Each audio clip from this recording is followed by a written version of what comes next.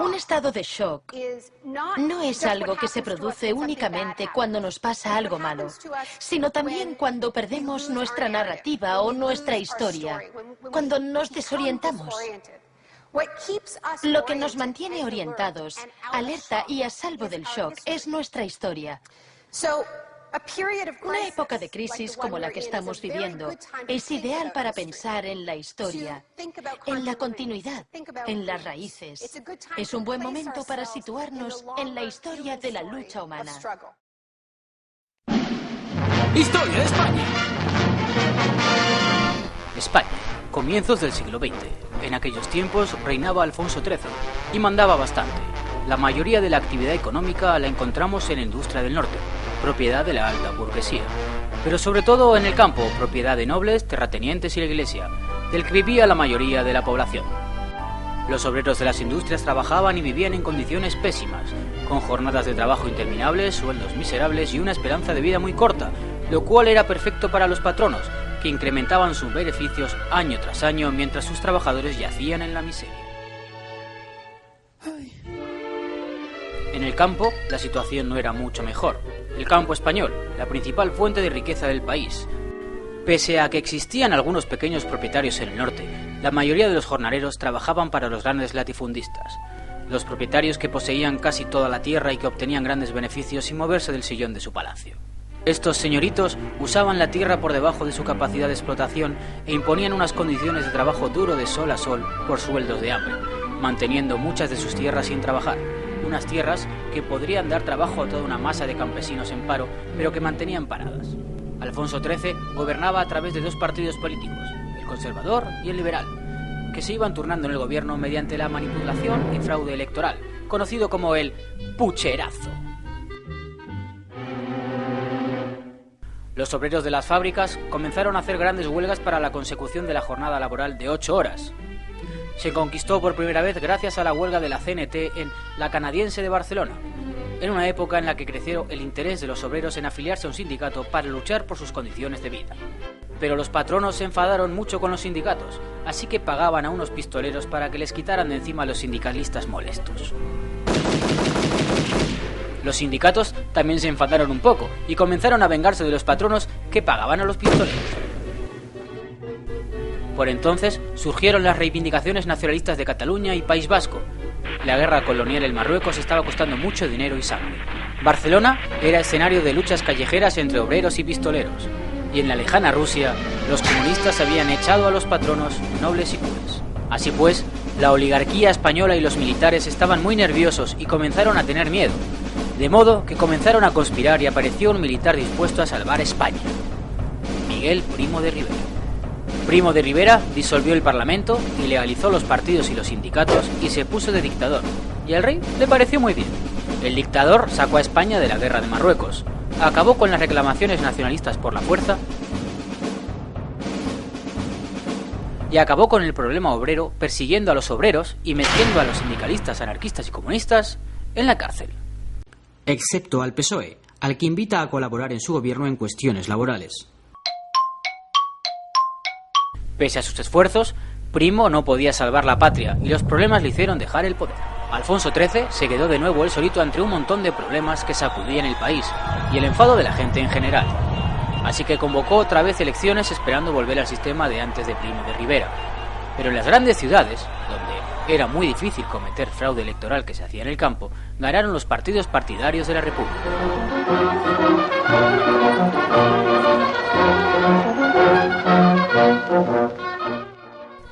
El rey intentó recabar apoyos para no aceptar el resultado, pero hasta los ricos y los militares pasaban de él, de modo que Alfonsito cogió las maletas y se pasó la frontera. Nacía la Segunda República. Abrió miles de escuelas para instruir a la población, quitándole así el monopolio a la Iglesia. Hizo una reforma del anticuado ejército en el que había demasiados mandos para tan pocos soldados y redujo el número de oficiales. Se dio el voto a la mujer y se comenzaron los estatutos de autonomía de Cataluña y País Vasco. Los sindicatos seguían presionando y la República aprobó una serie de mejoras sociales y laborales para los trabajadores.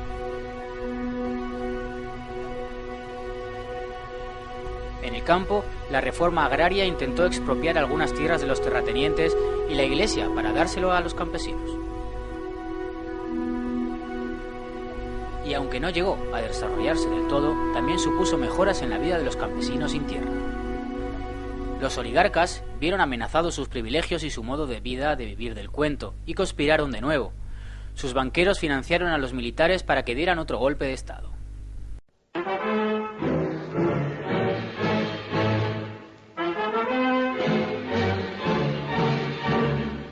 Pero los trabajadores salieron a defender la República, que estaba mejorando sus vidas, y el golpe de Estado fracasó. Comenzaba la guerra civil entre el pueblo en armas y los militares fascistas, que defendían los privilegios apoyados por Mussolini y Hitler, mientras que Inglaterra evitó que ninguna de las democracias ayudara a la República. Solo la Unión Soviética vendió armas a la República, pero pese a los esfuerzos heroicos, 3 años de guerra acabaron con la derrota de la República y la victoria de los fascistas de Franco.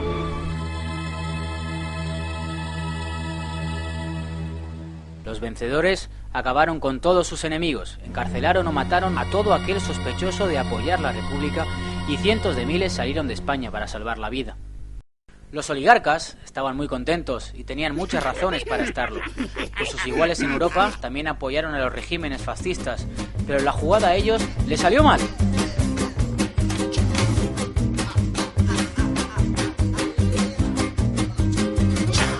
Una mattina sono alzato, bella ciao, bella ciao, bella ciao, ciao, ciao. Una mattina mi sono alzato, ho trovato l'invaso. Los fascistas fueron derrotados y las clases altas tuvieron que elegir entre revolución comunista o capitalismo de buen rollo, y fueron obligadas a firmar un nuevo pacto social por el cual los trabajadores renunciaban a la revolución a cambio de unas buenas condiciones de vida. Así que el esquema era este. Los capitalistas seguían ganando su dinerito, pero dando a sus obreros unas buenas condiciones. El Estado cogía impuestos de los patronos y también de las empresas públicas y los impuestos indirectos, y aseguraba la sanidad, la educación y la jubilación a toda la población. A esto se le llamó keynesianismo, pacto socialdemócrata, bla bla bla bla bla, y estuvo vigente muchos años. Pero de vuelta a España. ¿Qué pasaba en España? Pues que como los vencedores habían sido las clases altas, no hubo ni buenas condiciones para los obreros, ni educación para todos, y los rentistas siguieron viviendo del aire mientras la población seguía miserable. El Estado franquista, como parodia de los de Europa, apenas cobraba impuestos a los patronos, ingresaba de sus empresas públicas y de los impuestos indirectos. Y a cambio, un gran gasto militar y policial, ningún servicio social más allá de la caridad y una educación controlada por la Iglesia, como Dios manda.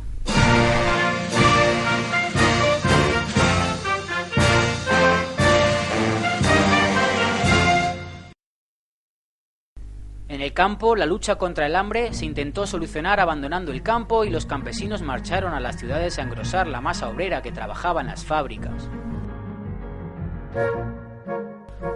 Como todos los científicos y gente lista había huido de España, no había industrias con valor e innovación, así que muchas de estas gentes se pasaron a ganar la vida reconstruyendo el país, y más allá, en el florecimiento de la construcción. Los rentistas y propietarios comenzaron a vender sus tierras para construir y así asegurarse de que les seguían dando beneficios sin dar palo al agua. Comenzó a construirse sin medida en lo que se llamó el desarrollismo y a fomentar el turismo como fuente de riqueza. Por entonces los americanos instalaban sus bases en España y comenzó de nuevo una lucha obrera clandestina. Comenzaron de nuevo las huelgas pese a la persecución, la cárcel, la tortura y la muerte.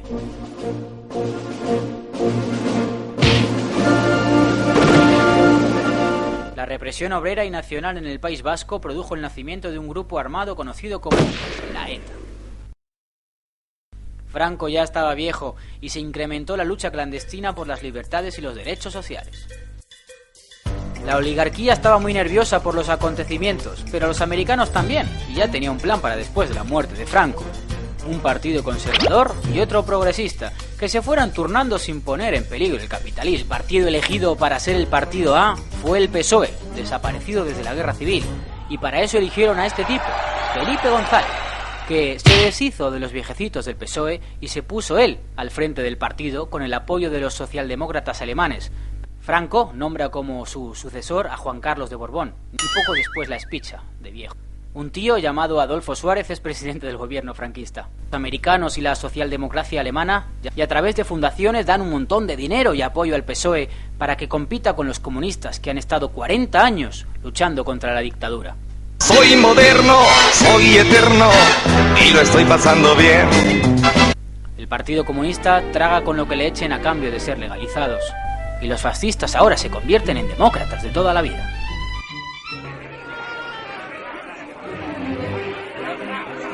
Se convocan elecciones ante la atenta mirada de los militares y poco después se aprueba la Constitución que regirá la democracia.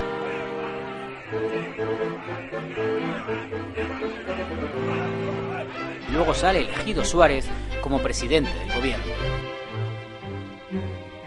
Es entonces cuando se aprueba el Estatuto de los Trabajadores y comienza el Estado de las Autonomías y las libertades democráticas y derechos civiles. Ahora que hay libertad, algunos quieren sacar a los republicanos muertos de las cunetas, pero la oligarquía eso no lo permite.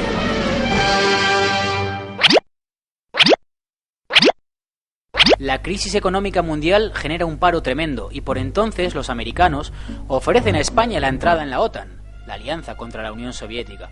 Pero Adolfo les dice que naranjas de la China, lo cual provoca cabreo en los americanos, en el rey y en los militares, y las presiones se vuelven tan grandes que entre unas cosas y otras, Suárez dimite y se pira.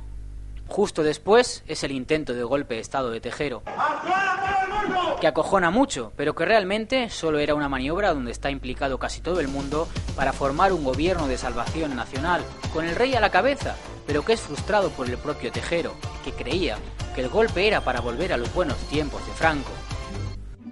Por entonces parece que no va a haber revolución y cunde la desilusión y apatía en los partidos de izquierda que empiezan a perder gente. Excepto en el PSOE, que pese a que tiene algunas bajas de socialistas honestos, comienza a crecer por otro lado. Fíjense en estos tipos. Los jetas. Trepas con poca o ninguna ideología que se hacen del PSOE porque se huelen que está llamado a tocar poder y así hacer buenos negocios.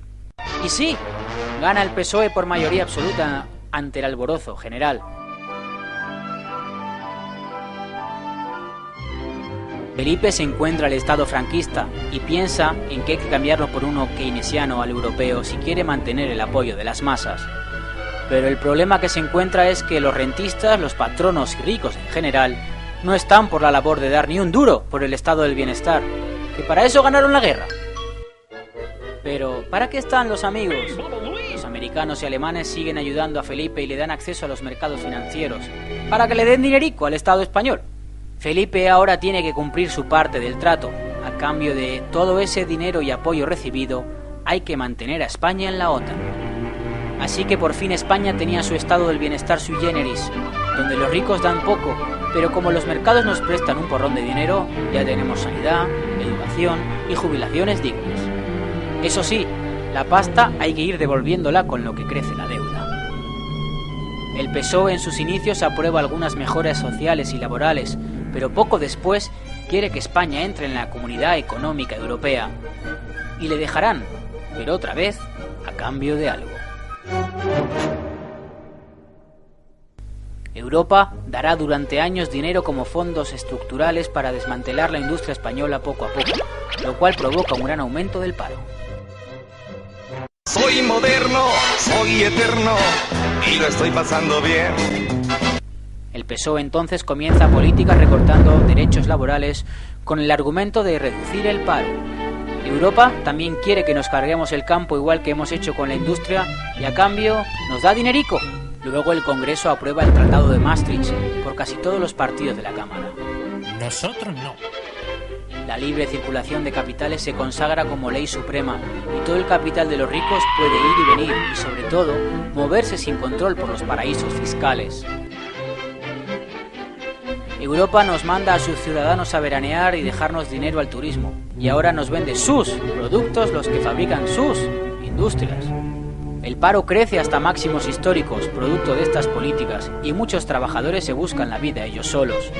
Es la explosión de los autónomos. trabajadores por cuenta propia que comienzan a no entender muy bien quiénes son ahora. Yo empresario como este. Estos hechos, más el terrorismo de Estado de los GAL y muchísimos casos de corrupción del PSOE y sus jetas, acaban dando la victoria al Partido Popular. Aznar no pierde el tiempo y comienza a privatizar las empresas públicas, dándosela a los suyos. Y sobre todo, aprueba la Ley del Suelo de 1997, por la cual comienza una espiral de especulación y venta de suelo con la que se financian los ayuntamientos y los propietarios obtienen millones de beneficio. Se construye sin medida y se destruye el paisaje, las costas. La construcción da mucho trabajo y entre el ladrillo y los servicios el paro va bajando y bajando. Para que esto funcione, hasta los pobres deben poder comprarse una casa y para eso están los bancos prestando dinero para que puedas tener tu casita en propiedad. Incluso puedes tener tu cochazo y tus vacaciones en Punta Cana mientras devuelvas el dinero al banco durante X años. Los bancos prestan a las pequeñas empresas para que puedan funcionar y prestan también a las grandes para que se expandan y sigan pidiendo créditos para expandirse más. La construcción comenzó a ser el principal motor de la economía con el que el Estado ingresaba mucho dinero. Los precios de la vivienda comenzaron a subir y a subir, pero no pasa nada, te damos más créditos, con el que la burbuja inmobiliaria comenzaba a crecer cada vez más. Los bancos alemanes y otros prestaban a los bancos españoles para que estos prestaran a los constructores. Las familias compraban un pisito hipotecándose con el banco, que a su vez se endeudaba con bancos alemanes, franceses, y durante un tiempo entraba pasta mansalva de la construcción y manteníamos los servicios públicos y el Estado, aunque los salarios no subieran ni en estos tiempos de vacas gordas.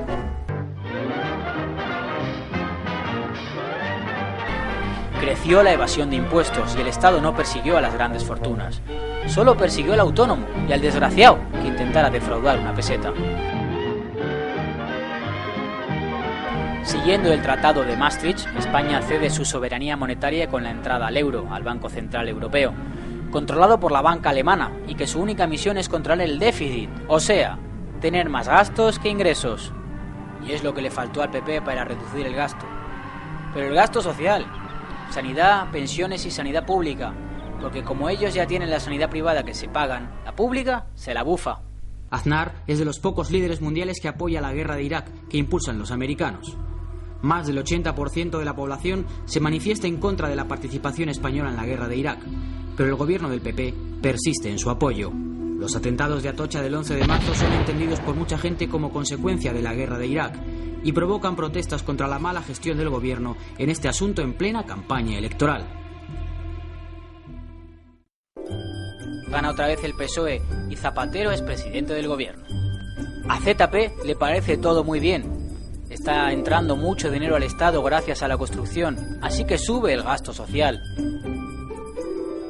Respecto a la burbuja, Zapatero opta por no tocarla, no sea que le explote en las manos.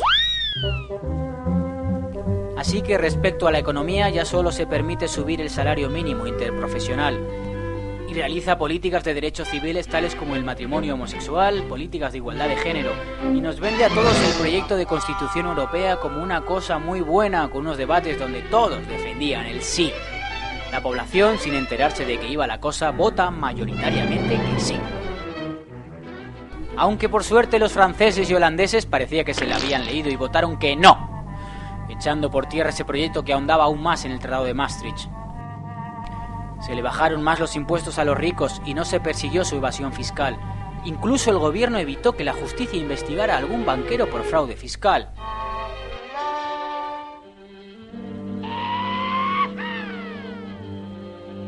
Los nietos de los republicanos intentaron de nuevo abrir las fosas de la guerra, pero el gobierno se desentendió y los dejó sin ninguna cobertura legal.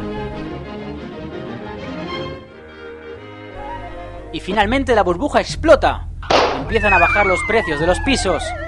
Y en Estados Unidos comienza la crisis financiera que llegará luego a Europa y España. Los banqueros tienen mucho miedo porque tienen un montón de activos tóxicos que no valen nada y comienzan a dejar de dar préstamos a familias y empresas que se ven obligadas a cerrar y por consiguiente comienzan los despidos y crece el paro de forma espectacular. La gente que se queda sin trabajo no puede hacer frente al pago de las hipotecas y los bancos se quedan con sus casas y los desahucia. Aunque la gente sigue estando obligada a pagar la deuda, pues con la casa no se salda. Al descender la construcción, desciende el dinero de los impuestos que recibe el Estado del ladrillo. Por si fuera poco, los banqueros, que tienen mucho miedo, acuden al Estado para que les dé dinero para que se les quite el miedo y volver a prestar. Pero los bancos siguen sin prestar dinero. Entonces, ¿qué hace con ese dinero que le hemos dado? ¡Especular en bolsa! Una gran actividad que permite hacer dinero con dinero y sin moverse de casa. Entonces, la construcción se ha parado tanto que ya no genera ni trabajo ni beneficio. No tenemos ingresos por las empresas públicas porque casi todas están privatizadas. No hay ingresos porque se han suprimido los impuestos a los rentistas.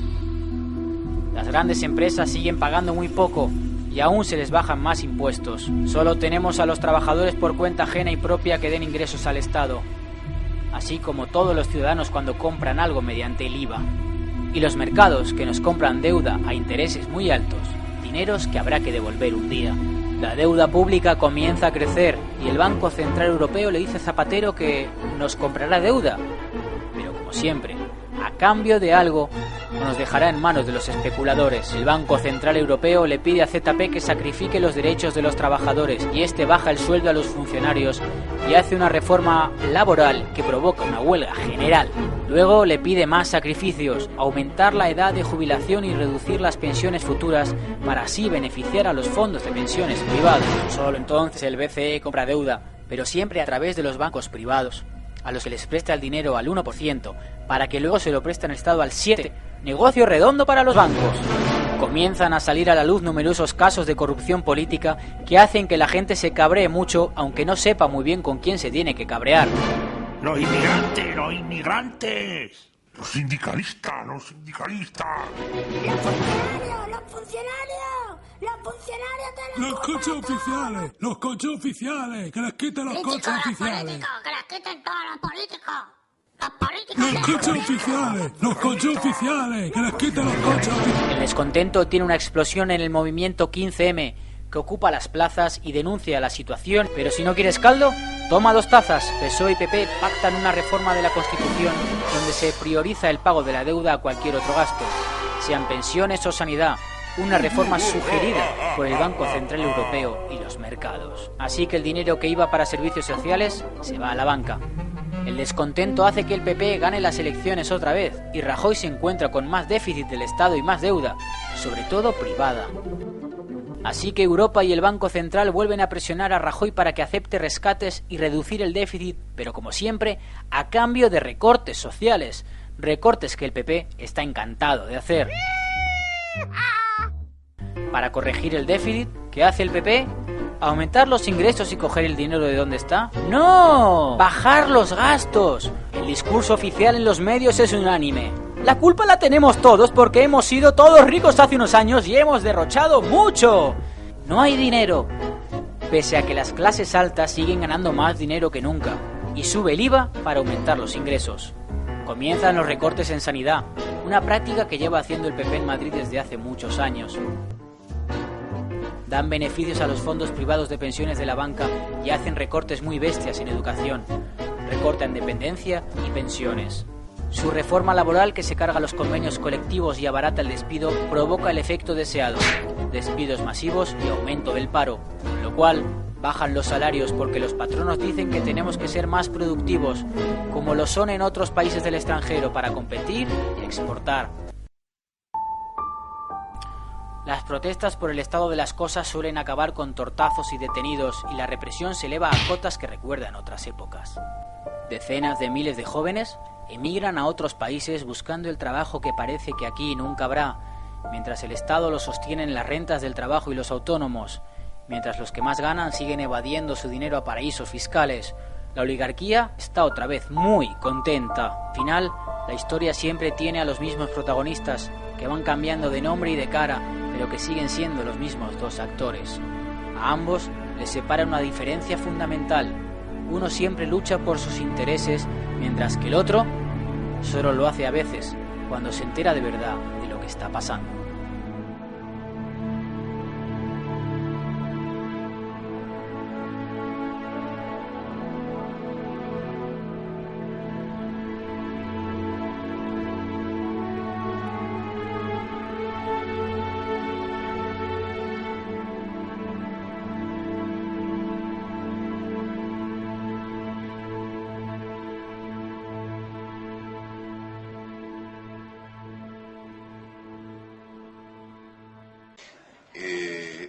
dicen que es un mundo democrático, pero yo me pregunto hasta qué punto es democrático un mundo donde la soberanía se ha convertido, la soberanía de los países se ha convertido en un objeto de museo.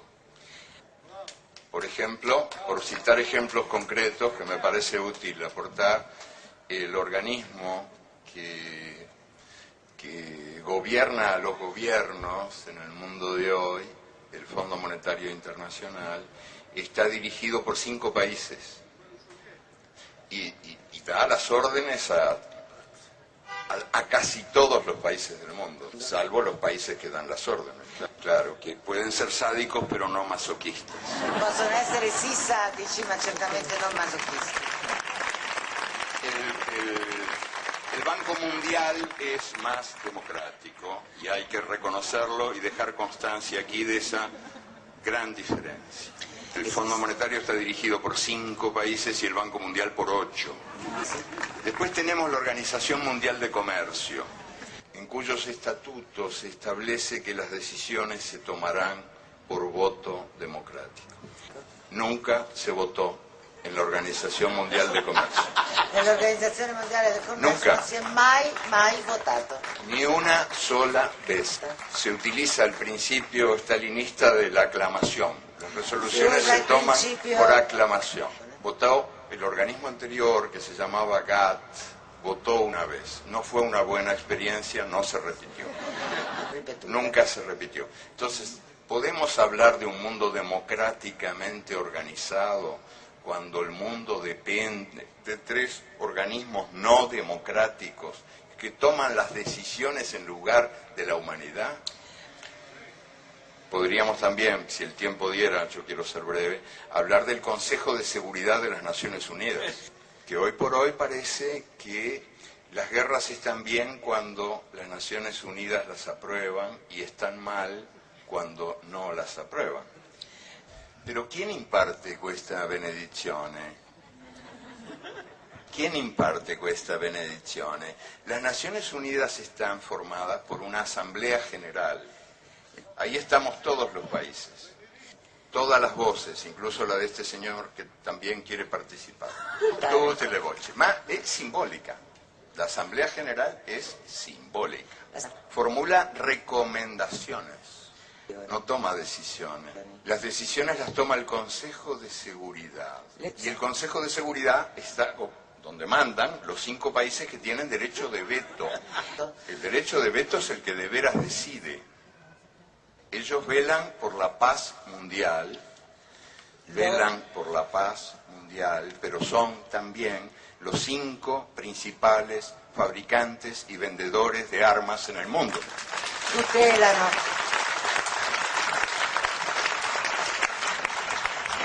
Claro, Estados Unidos, Inglaterra, Francia, Rusia y China. Los 5 principales fabricantes de armas en el mundo son los que tienen a su cargo nuestra paz. Así nos va. Claro, o sea, hacen el negocio de la guerra, pero venden la paz también. Pero la verdad es de que hoy se han creado toda una serie de problemas artificiales como consecuencia de este enorme poder. Uno de ellos es la famosa deuda pública. La deuda pública es una entidad creada resultado de una distribución de poder.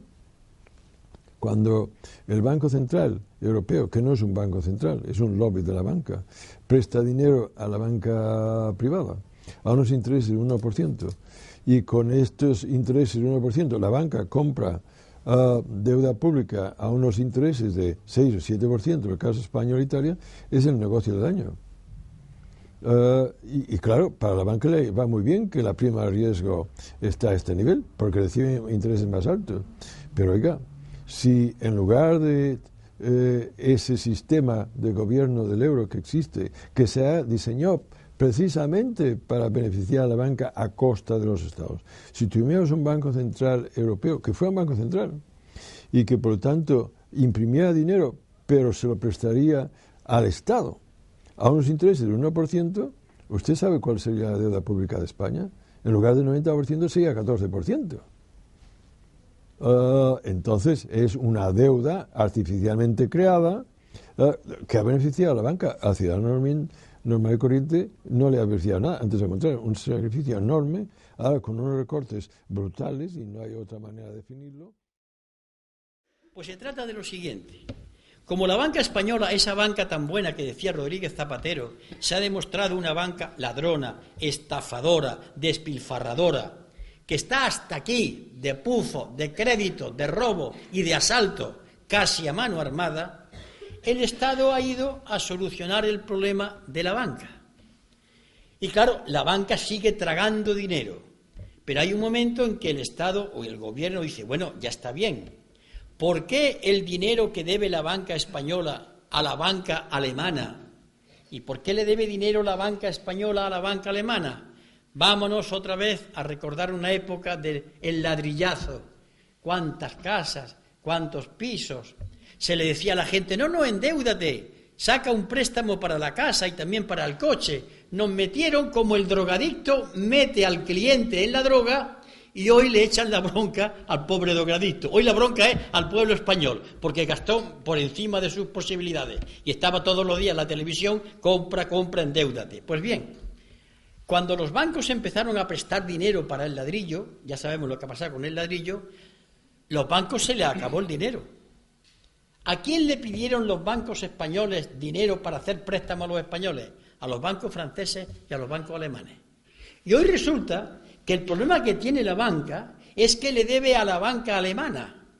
Y cuando hablan de rescate, no están hablando de que a España va a pedir un préstamo para ustedes, o para ustedes pequeños empresarios, a ver si despertáis un poquito.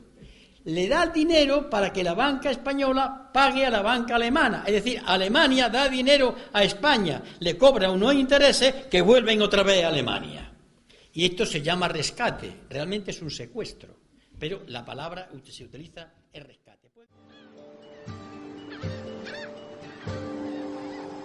Imaginemos que el banco posee una cantidad total de, digamos, 100 monedas de oro. Que es la cantidad total de oro que existe. 100 monedas, ni una más. Además del hombre bueno, existimos otras 10 personas. Usted, yo, un herrero, tal vez un par de ganaderos, una costurera. 10 personas en total. Todos necesitamos oro para comprar y todos hemos pedido un préstamo. 10 monedas para cada uno. Un total de 100 monedas.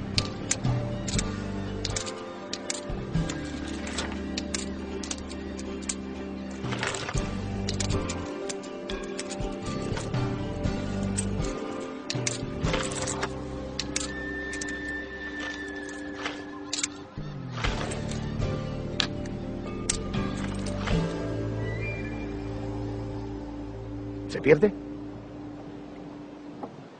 Claro que no. El banquero nos ha entregado todo su oro, con absoluta generosidad. ¿Y a cambio de qué? ¿Un simple 10%? ¿Una monedita por persona? ¿Es justo? Pero... Eso es. Pero, según Pitágoras, tenemos un problema. Si al cabo de 12 meses hemos de pagar 11 monedas cada uno, ¿de dónde las vamos a sacar? 11 monedas cada uno son 110 monedas. Eso significa que existen 10 monedas en intereses que nunca podrán pagarse. Nunca. Suceda lo que suceda. No hay problema. El banco fue inventado para facilitar las cosas, no para complicarlas. Hay una solución razonable. No se preocupen. Devuélvanme solo los intereses, una moneda cada uno. Esperaré. El próximo año ya me devolverán la cantidad prestada inicialmente.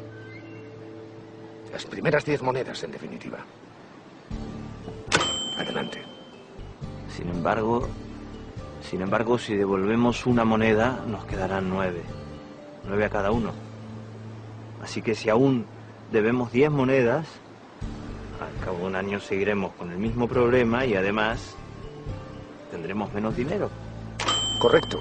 Una moneda menos que el año anterior. Si repetimos la operación durante 10 años, y eso siempre que nos dejen pagar solo el interés, en ese tiempo nos quedaremos sin nada. Desaparecerá todo el dinero. Y sin embargo, seguiremos debiendo el préstamo inicial. El banco habrá recuperado todo el oro. Nosotros no tendremos nada.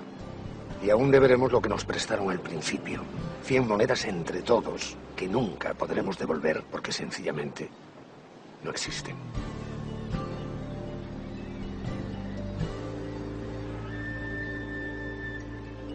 Así que perderemos las tierras, los animales y los alimentos que hipotecamos como garantía al principio, hace 10 años. En 10 años el banco tendrá lo que tenía al principio, más todas nuestras posesiones. Y nosotros no tendremos nada, absolutamente nada. Con lo que en la práctica nos habremos convertido en esclavos del banco. ¿Y por qué? Por nada y a cambio de nada.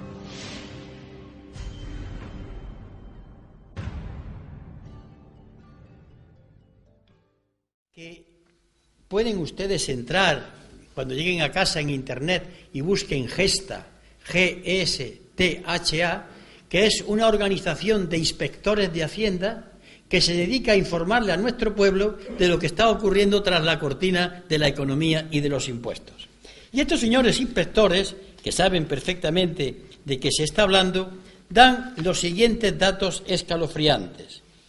En España se defraudan todos los años 90.000 millones de pesetas. Perdón, de euros. De euros. Es decir, más de lo que ha querido recortar el presidente de gobierno. Pero hay más. El 72% de ese fraude lo tienen los grandes empresarios de España. Por él. La deuda española, el 57,3% de la deuda es de los bancos y de los grandes empresarios de España, no es del Estado. Los pequeños empresarios tienen una deuda exactamente del 3,8%. Las familias deben en su conjunto un 20,6%. Y el Estado, el gobierno, los gobiernos autonómicos y los ayuntamientos deben el 19,1%. Estos datos son verdad y no puede decirse que sean mentiras, pero a los españoles se les está diciendo que es la administración pública la que ha endeudado y se olvida que los grandes empresarios y los bancos son los fundamentales deudores en estos momentos. Ahora bien, ¿esto se va a pagar? No, posible. A no ser que digamos que el estómago de los españoles queda clausurado durante 50 años. A partir de ahí se come y, claro, así pagamos. Pero, claro, como se opta por esta política y se opta por recortar, las consecuencias en la economía son desastrosas. Si ustedes gastan menos, bien porque estén en paro, porque estén precarios, porque el salario le recortan, funcionarios le quitan la paga de Navidad, ante la tonta alegría de aquellos tontos del pueblo español que se frotan las manos pensando que a los funcionarios que los fastidien ya te tocará a ti.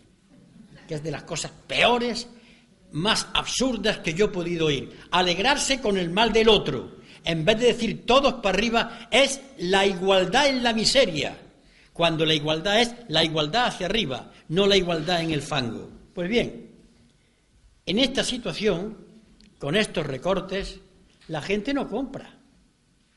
Los fabricantes de automóviles dicen que no, que están al 70% de su capacidad productiva. Las familias gastan menos, se nota en los bares, se matan en las tiendas. Pues si no se consume, no se fabrica. Si no se fabrica, no funciona la economía. Con lo cual, las previsiones del gobierno de que íbamos a crecer, no se crece. Es curioso. Ellos no dicen se decrece, si dicen crecimiento negativo. Son muy hábiles para hablar. La palabra crecimiento no, se está decreciendo. Y cuando el problema estaba resuelto en el 2013, se dijo no, en el 14, en el 15. Ya se dice que va a ser para el 2019. Y yo digo aquí ahora que no será nunca de seguir así. Este es el drama de este país, pero para que sepan ustedes qué clase de dirigentes políticos ha tenido este país, el siguiente ejemplo se los puede dejar claro. Corría el año de 1994 y el Consejo Superior de Investigaciones Científicas de España, que es una organización dependiente del gobierno, le encarga a un catedrático estadounidense, James Petras, el estudio de qué va a ser, qué horizonte tiene la juventud española. Esto lo pueden ustedes leer si entran en Internet y ponen Informe Petras. Es Petras, un apellido de origen griego, Informe Petras. Entran y lo leen. Este señor se dedica con su equipo a trabajar en Barcelona y en Madrid, sondean por toda España y en el año 96 van al Consejo y le presentan el trabajo. El Consejo dice, ¡ay, qué bonito! Se lo paga el trabajo y lo metió en un cajón. Yo lo pude leer porque él me lo dio, era amigo mío, y porque después lo publicó la revista Ajo Blanco y la Confederación General del Trabajo, la CGT.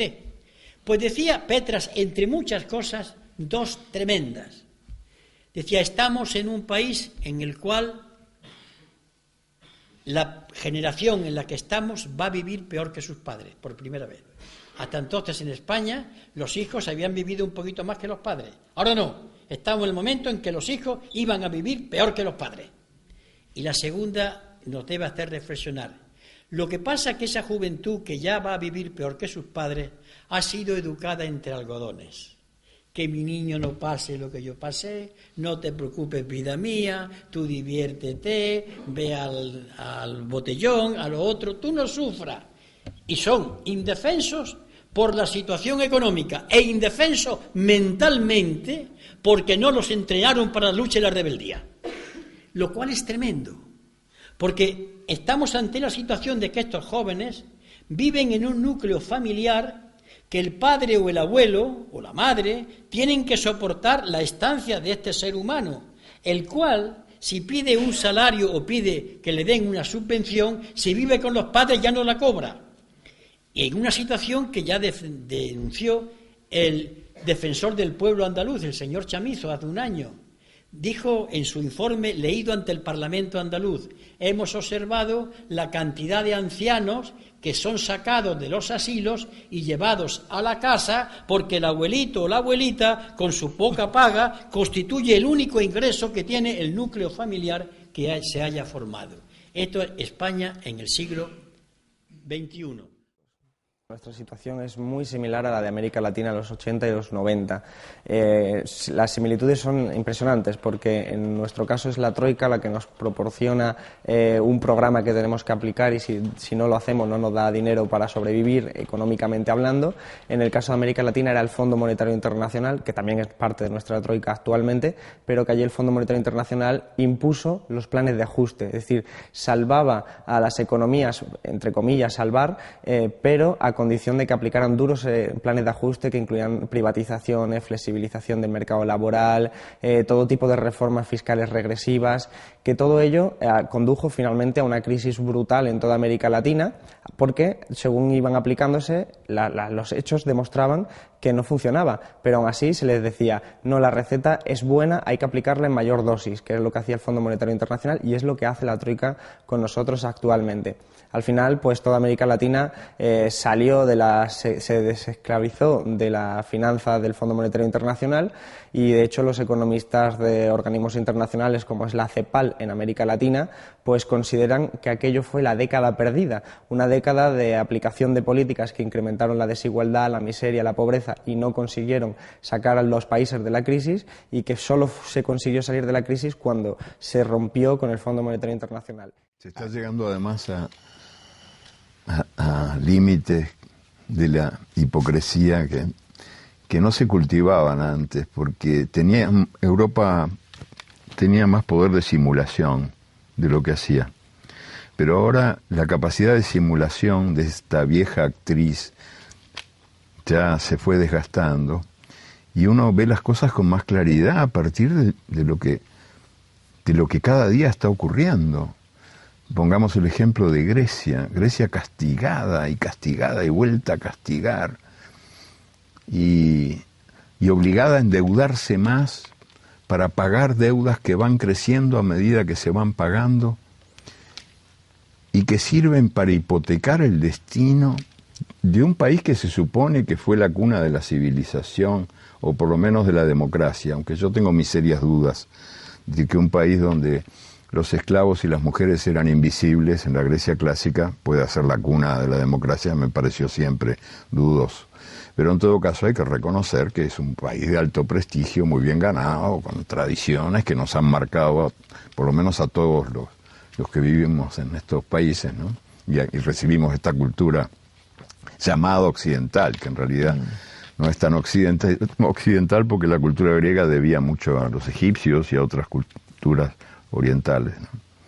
Pero bueno, el hecho es que Grecia recibe los créditos que le otorga Francia y Alemania, que son los dueños de Europa en el momento actual, de acuerdo con los dictados del Fondo Monetario Internacional, que ahora manda en Europa como mandaba en América Latina y sigue mandando, pero se suponía que eran repúblicas bananeras las que obedecían las órdenes del Fondo Monetario, y ahora las repúblicas bananeras son países europeos de hondo y largo prestigio, como la vieja Grecia, ¿no? Bueno, pero ese dinero que va de Francia y Alemania a hipotecar el destino de Grecia, y que además se traduce en la imposición de órdenes que implican arrojar al tacho de la basura 2 siglos de conquistas obreras. Se acabó. A sufrir. La gente empujada al hambre, que pierde su techo, que pierde su empleo. Y todo eso para que ese dinero, ¿a dónde va? A comprar armas de Francia y de Alemania, que es el mejor retrato de la crisis actual. O sea, Grecia es la mala de la película, pero recibe créditos enormes que la hipotecan, que hipotecan su destino, y esos créditos se destinan a comprar armas a los países que otorgan los créditos, que sirven para que Grecia se arme contra una hipotética guerra contra Turquía o no sé bien contra quién. Siempre hay la posibilidad de imaginar una guerra contra alguien. No les tiembla la mano a la hora de firmar recortes, no les tiembla la mano a la hora de deshacer eso que llamábamos el estado del bienestar, y encima quieren hacer responsable al pueblo, diciéndole, es que habéis vivido siempre por encima de vuestras posibilidades. ¿Por encima de qué posibilidades? La gente vivía con las posibilidades que tenía. Uno puede vivir por encima de sus posibilidades un fin de semana, un mes. Me están diciendo que la gente ha vivido 60 y 70 años por encima de sus posibilidades. ¿Es que somos gilipollas o qué?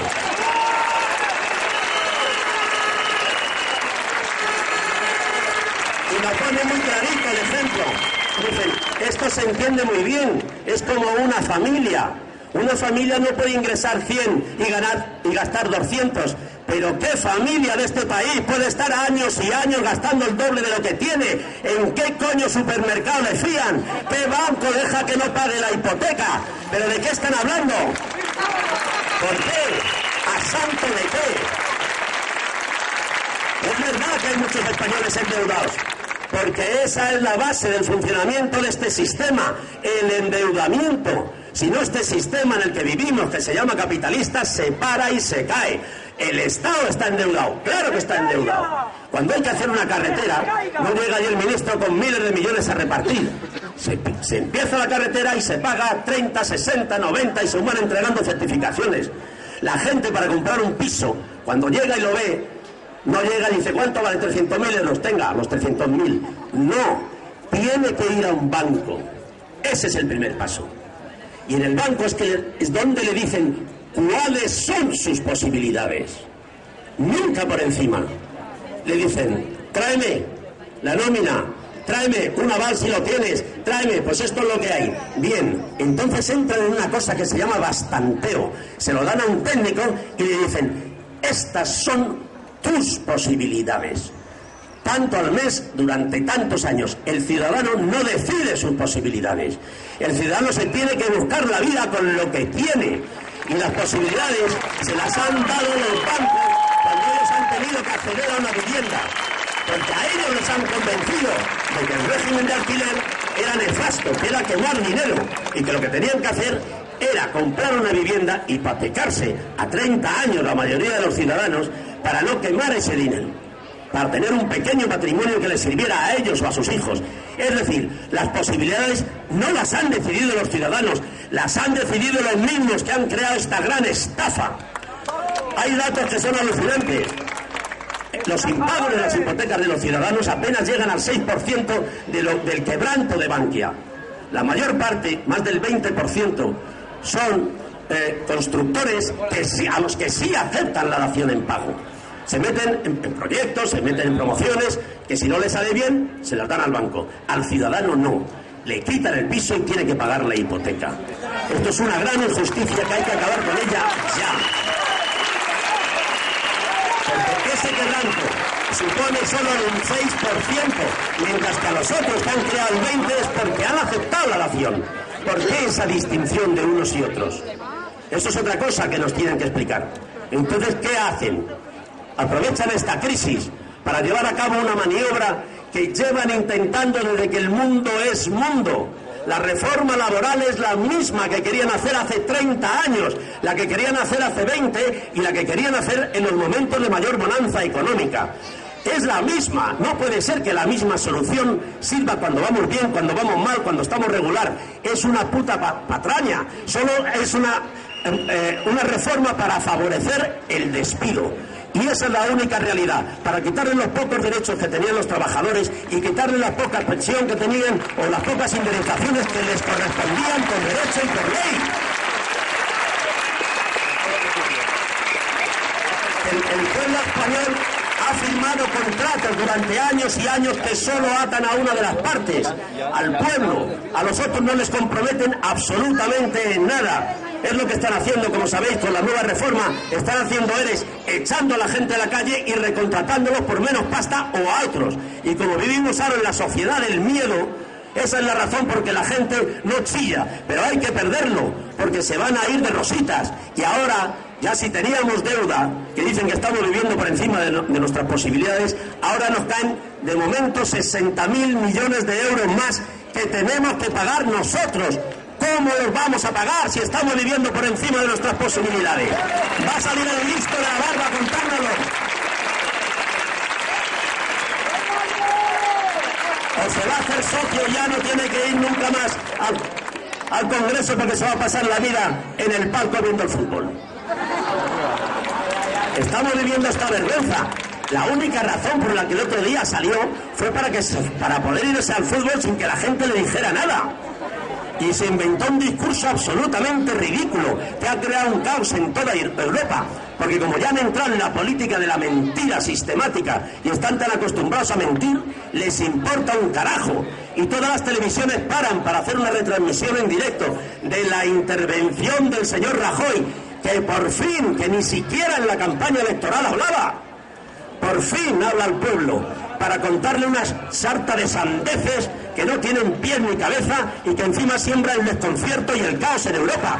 Porque claro, dice, nos dan 100.000 millones por la cara, porque yo soy muy chulo y les he convencido. Al día siguiente, los griegos, los irlandeses, los portugueses dicen, si este no paga, nosotros tampoco. Y tienen que salir los políticos europeos a decirlo, pero este va a pagar, ustedes que somos gilipollas, que le vamos a dar la pasta por la cara.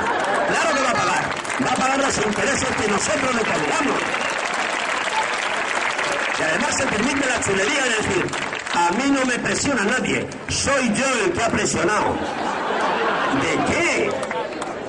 Al día siguiente tiene que salir Durão Barroso, que es el encargado de presionar, porque le llama a la Merkel y dice, ¿pero qué pasa? ¿Que os habéis ido de cachondeo o qué?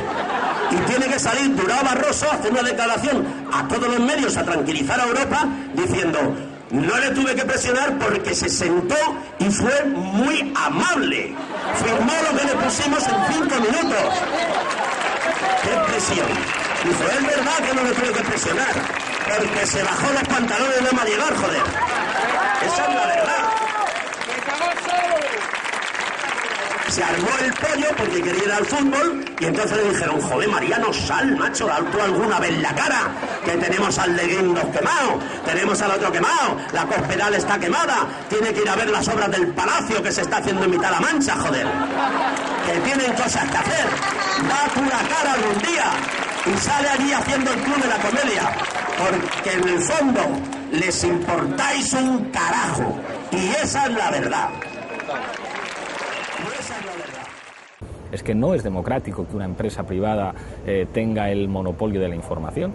Una empresa privada es una cosa que se monta para ganar dinero y para obtener beneficios, cuando en un determinado estado, cuando en un país la mayor parte de los medios de comunicación son propiedad de empresarios o de corporaciones que tienen intereses propios vinculados a su lucro personal y juegan con un elemento que es un derecho fundamental, que es el derecho a la información, tenemos un problema en términos democráticos. No es aceptable que más del 50% del espacio audiovisual pueda estar en manos privadas. No es aceptable el uso de los medios públicos que, por ejemplo, en este país se les ha dado completamente ajenos a la participación de la sociedad civil. O sea, que lo público no implica necesariamente una gestión estatal de los medios, que puede haber muchos más sujetos sociales que se vinculen en términos democráticos a eso. Pero claro, para conseguir esto hace falta, y aquí las lecciones de América Latina son muy interesantes, hace falta poder político. Medios de comunicación dedicados a defender intereses privados. Por favor, que entienda esto el mundo, lo que pasa en América Latina. Cuando yo llegué al gobierno, había 7 canales de televisión nacionales. No había televisión pública, todos privados. 5 pertenecían a banqueros.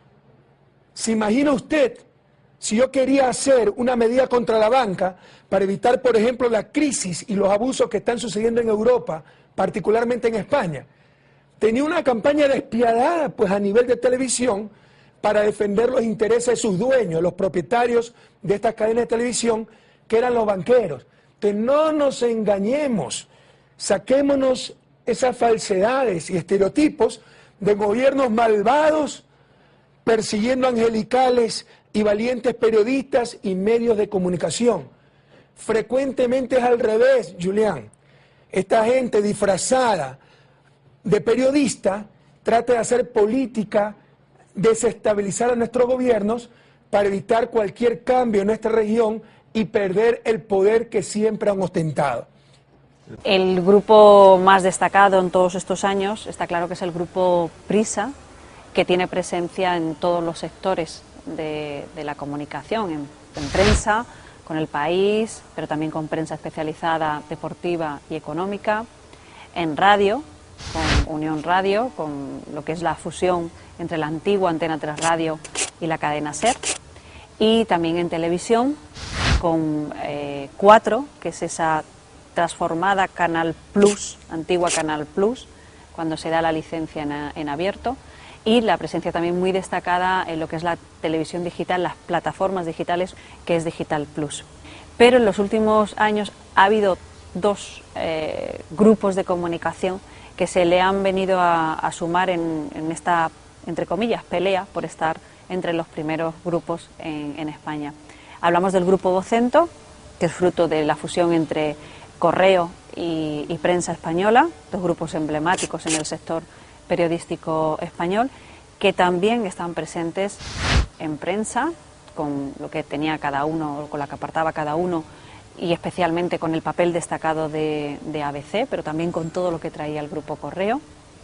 En televisión, porque suman lo que era la participación que tenían en Telecinco, ahora menor, pero que ahí está, en una analógica, y la participación en la antigua Net TV, hoy reconvertida en Intereconomía, por tanto presentes en la televisión digital también, y de igual manera presentes en radio.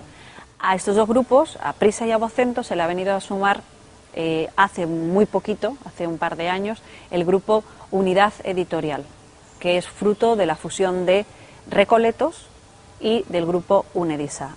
Esta fusión ha sido posible porque ha venido de la mano de un grupo extranjero muy potente, que es el grupo Rizzoli Corriere della Sera. Y la fusión ha significado la posibilidad también de la creación de un gran grupo multimedia que está presente en prensa, con El Mundo a la cabeza, pero con todas las publicaciones que tenía Recoletos, como era Expansión o como era el diario Marca, y además con televisión digital también. Tanto Recoletos como Unedisa fueron 2 de las adjudicatarias también de la otra televisión digital del año 2000, que es Veo Televisión. A mi entender, estos serían los 3 grandes grupos más destacados, más potentes en términos multimedia. Pero hay otro importante grupo, que es el grupo Planeta, que está muy presente en el audiovisual español con Antena 3 y con Onda Cero, y que también tiene una destacada presencia en la prensa con el periódico La Razón. Los medios de comunicación nos puede dar la sensación de que son algo diferente al otro tipo de empresas, ¿no? En el mundo moderno, en el capitalismo, los medios de comunicación son parte del capital. No podemos decir que existen empresas que acumulan beneficios por un lado y que hay empresas mediáticas que se dedican a la información, al ocio, al entretenimiento, a la educación. No. Forman parte de todo el sistema capitalista, en el que esos medios de comunicación son grandes corporaciones. Es decir, son empresas cuyo objetivo fundamental es obtener beneficio, no es otro distinto al objetivo que puede tener una empresa de coches o un banco o una empresa de armas.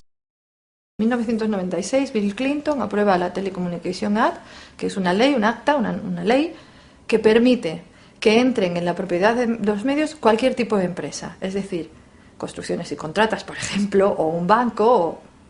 Quiere decir que intereses ajenos a la lógica comunicativa o de información empiezan a poder ser propietarios de medios de comunicación. En Estados Unidos, la Westinghouse compró CBS.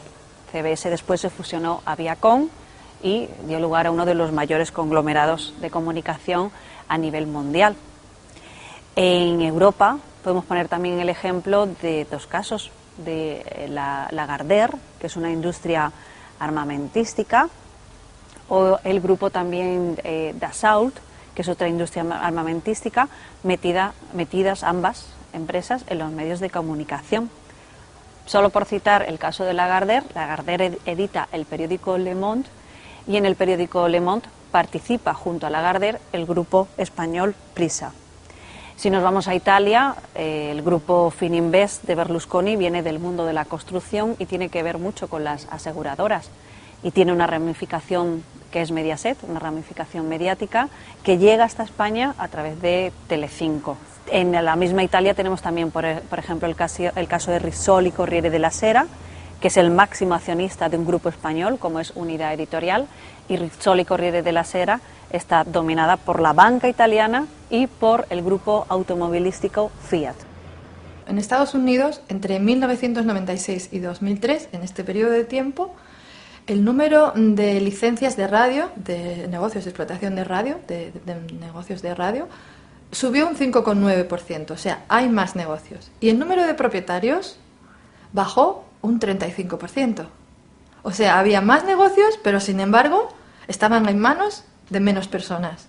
En España ha ocurrido exactamente igual. Desde la primera ley de televisión privada en el 88, que permitía un 25% de porcentaje, hasta la del 2002, el conocido como televisazo, que permite aumentar hasta el 100%, lo que vemos también es un aumento cada vez mayor de la concentración. Los cuatro principales operadores de libro, del sector del libro, disco, cine, prensa, radio, televisión en abierto y televisión de pago, los cuatro primeros operadores tienen el 84% de media de audiencias y a su vez controlan el 74% de la facturación de los respectivos sectores. Dassault, cuando entró en Le Figaro, una de las cosas que advirtió, Dassault es esta empresa francesa que he comentado que tiene que ver con la industria armamentística, cuando entró en Le Figaro,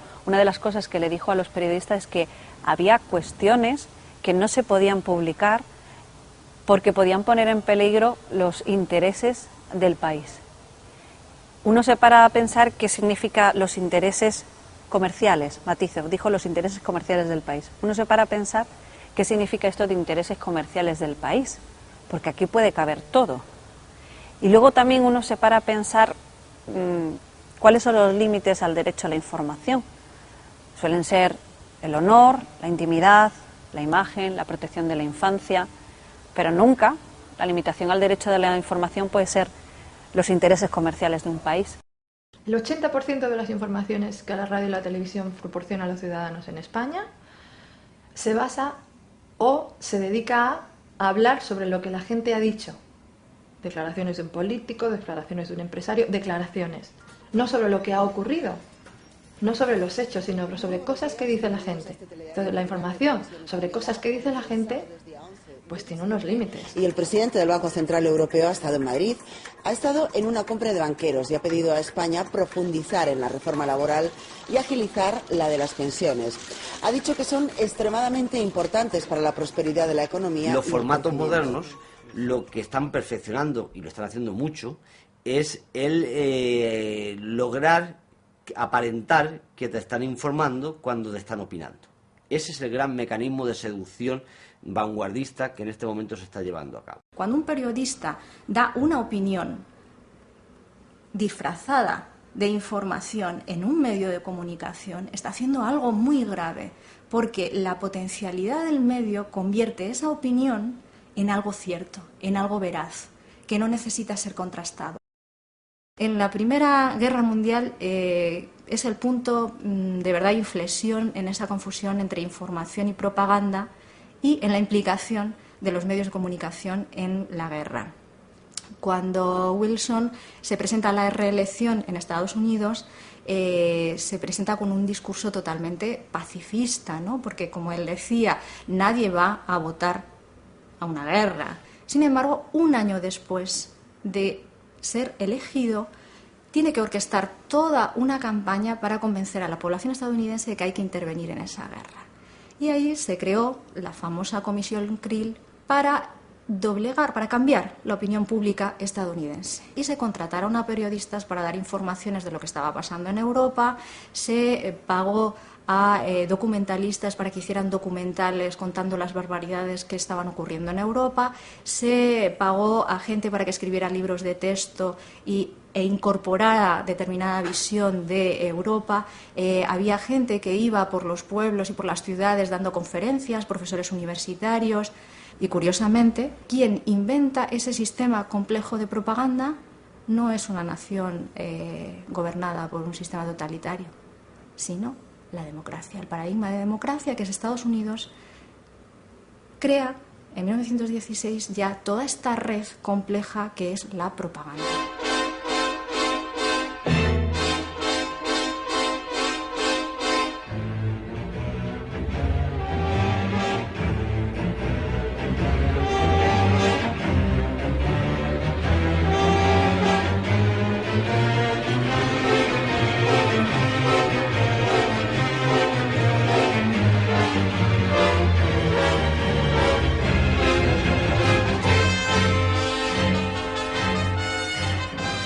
Pero lo curioso no es que en tiempos de guerra los medios de comunicación se subordinen a los intereses de los estados o participen también construyendo quién es el enemigo, quiénes son los amigos y favoreciendo que la gente apoye un enfrentamiento o una intervención. Lo curioso no es eso. En tiempos de guerra todo el mundo sabe que se ponen a servicio todos, ¿no?, el patriotismo. Lo curioso es que todo eso se prolonga en tiempos de paz. No podemos resignarnos a más subidas de impuestos. En época de crisis tienes derecho a que se bajen los impuestos. Tienes derecho a que te bajen los impuestos. No se pueden subir los impuestos. Nadie en época de recesión y de crisis sube los impuestos. Hay que bajar el IRPF. Vamos a bajar el impuesto de la renta de las personas físicas. Yo no quiero abaratar el despido. Yo no creo que haya que abaratar el despido. El Partido Popular no va a apoyar abaratar el despido en ningún caso. El Partido Popular se compromete a que ni educación, ni sanidad, ni pensiones jamás sean afectadas por la crisis económica. Yo le voy a meter la tijera a todo, salvo a las pensiones públicas y luego, aunque sea competencia de las comunidades autónomas, la sanidad y la educación. Le pido que no autorice una nueva subida de la luz, porque eso afecta al poder adquisitivo de la gente. Hoy nos han limitado la velocidad a la que circulamos por las carreteras, porque eso es lo que se les ha ocurrido. Podrían habernos obligado a apagar la luz a las 10 de la noche, habernos limitado el consumo de carne o habernos obligado a vivir 2 familias por casa. Son medidas soviéticas a las que deben estar acostumbrados en Cuba. Y dicen que suben los impuestos, pero por otro lado hablan de una amnistía fiscal a los que no pagan. Miren, ni subir los impuestos ni perdonar a los que no pagan. ¿Qué es lo que tanto le preocupa que no quiere abrir una comisión de investigación? No lo entiendo. Hemos pedido una comisión de investigación. es que la prima de riesgo en nuestro país se llama José Luis Rodríguez Zapatero. El que la prima de riesgo esté tan alta tiene responsables políticos. Y esos responsables políticos están en el gobierno.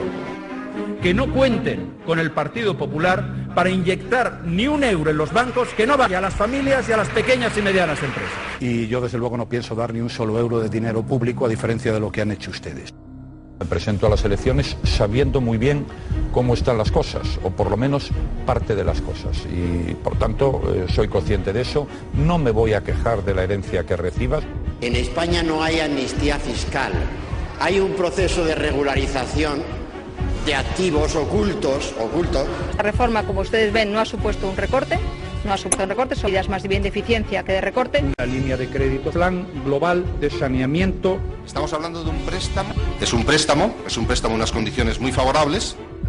No va a haber ningún rescate de la banca española. ¿Quién subió el IRPF? ¿Quién subió los impuestos especiales?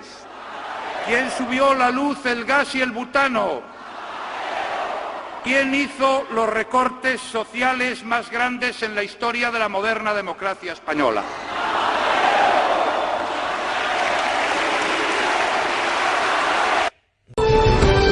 Rajoy, presidente. Populares, preparados. Populares, ya.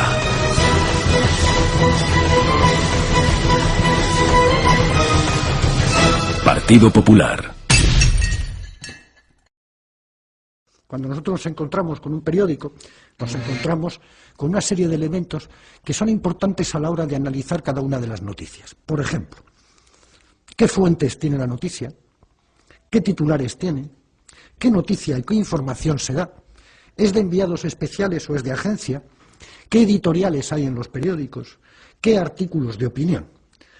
Por ejemplo, digamos respecto a las agencias que, sin irme muy lejos, entre los imperios mediáticos, Harsan, Murdoch, Berlusconi, Bertelsmann, más las agencias, AP y UPI en Estados Unidos, la Reuters en Inglaterra y France Press en Francia, controlan aproximadamente entre el 80 y el 85% de las noticias que se producen en el mundo y cómo se transmiten también. Es decir, la batalla de las ideas es algo que es fundamental para la clase dominante. El poder, la propiedad de los medios de comunicación, tanto sean televisión como prensa, es fundamental. ¿Por qué? Porque a través de ello se traduce la ideología, las ideas de la gente. Piensen ustedes siempre que lo que no se publica o no se mete no existe.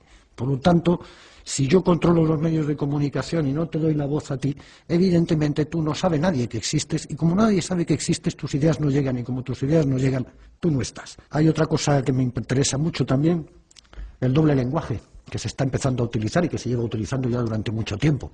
¿Cómo cambiamos el lenguaje? Fuerzas de paz, aliados, fuerzas de paz, aliados, operación quirúrgica, daños colaterales. Todas estas frases, palabras bonitas, que nos alejan de la realidad, que nos hacen fácil el decir que, bueno, han matado unos soldados nuestros, no importa, son daños colaterales. Tú ten en cuenta que el periodista trabaja para la empresa, no para el público, trabaja para la empresa. Y la empresa le exige no solo rendimientos, sino una determinada forma ideológica. Y si no, te echo. Las técnicas modernas, las técnicas actuales, permiten maximizar de alguna manera el efecto retórico de las palabras, y los gestos de los políticos multiplican su efecto y su impacto. No es que el rey le haya dicho a Chávez una vez ¿por qué no te callas?, sino que eso lo hemos visto 300 veces repetido en televisión, y eso es un machaqueo continuo sobre la neurona. Por lo tanto, yo estoy utilizando una maximización de lo que ha sucedido allí, ocultando evidentemente lo que estaba diciendo Chávez, que tenía toda la razón del mundo, pero daba igual, porque lo importante no es la razón, lo importante es que el otro le mandó a callar. Entonces, esto era lo importante y había que reproducirlo 300 veces. Los media convierten de esta manera la política en una representación teatral, donde incluso en nuestro país, por ejemplo, se ve a la televisión española llevando a políticos para que hablen allí, ¿no?, y que nos cuenten allí sus rollos. Y claro que los cuentan, pero claro, evidentemente tampoco pueden desentrañarse a sí mismos como lo que son, seres políticos, y por lo tanto quieren caer bien. Y como quieren caer bien, tienen que manipular de alguna forma la escena teatral que se les presenta. Piensen ustedes, que una de las bases centrales del sistema de funcionamiento comunicativo son los comunicadores, es decir, lo que se llaman en Estados Unidos los newsmakers, los que hacen las noticias. Es Hermida con aquella voz y aquella onda, es los periodistas que te cuentan una cosa mientras cruzan las piernas elegantemente, es un tipo de funcionamiento en el cual tú estás más atento a la representación teatral que a lo que realmente se te está contando. Porque cuando uno echa una mirada a la prensa española, sobre todo a la prensa escrita, se da cuenta de que es inútil hacer un análisis sobre el ABC o la Razón, porque es todo tan desmesuradamente fascista que sin duda alguna no permite un esquema. Pero en cambio hay otros periódicos, como El País, que se las tiran de liberales, de progresistas, y sin embargo la van cayendo en cada una. En una de ellas titulaba muy solemnemente Chávez utiliza gases lacrimógenos contra los manifestantes. Y tú dices, bueno, esto lo veo yo aquí en España cada 2 por 3 y no es ningún tipo de problema. Veo como zurran y aquí no pasa nada. O no podemos pedirle al País que haga unas grandes noticias de izquierda porque no lo es. Y por lo tanto, como no lo es, pues es tonto que nos empeñemos en decirles a los del País, oiga, que ustedes son de izquierdas, que ustedes son progresistas, porque nos dirán, perdona, nosotros somos una empresa que queremos hacer dinero y como tal empresa que queremos hacer dinero inserta dentro de un sistema capitalista en el cual es fundamental el control de la información, nosotros promovemos ese control de la información, ese dinero nos llega y ganamos un dinero y ya está. La batalla por la información se gana siempre al principio. Chávez es un terrorista. Y luego tienes que ser tú quien tenga que venir y decir, no, Chávez no es un terrorista, pero ya hemos dicho que Chávez es un terrorista, y a partir de ahí ya está. Lo importante es hacer pensar que Chávez es un dictador, es un autoritario, es un caudillo.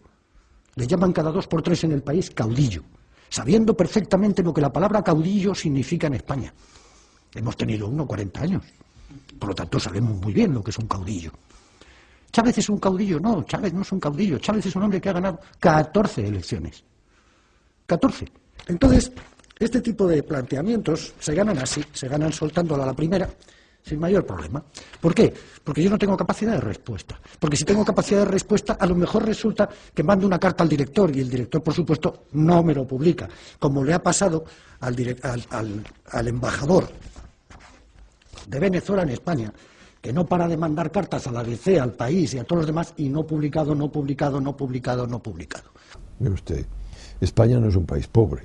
El Producto Interno Bruto per cápita de España ya es el 94% del promedio de la Unión Europea de los 15. Oiga, no es tan pobre, ya estamos casi ahí. En cambio, el gasto público social por habitante no es el 94% del promedio de la Unión Europea de los 15, es solo el 72%.